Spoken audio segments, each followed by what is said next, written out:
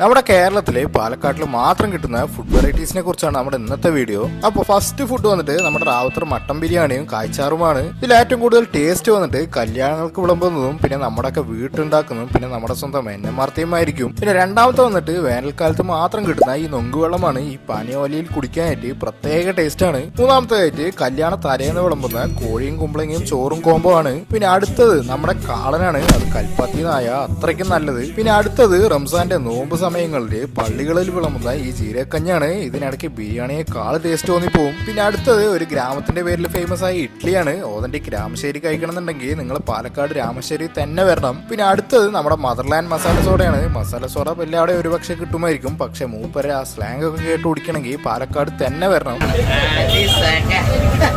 കൂടാണ്ട് വേറെയും വെറൈറ്റീസ് ഉണ്ടെങ്കിൽ താഴെ കമന്റ് ചെയ്യുക. ഇതിൽ നിങ്ങളുടെ ഫേവറേറ്റ് ഏതാന്ന് കൂടെ പറയുക. കൂടാതെ നമ്മുടെ പേജ് കൂടെ മറക്കാതെ ഫോളോ ചെയ്യുക. അപ്പോൾ കൂടുതൽ വിശേഷങ്ങളുമായി മറ്റൊരു വീഡിയോയിൽ കാണുന്നവരെ ഗുഡ് ബൈ.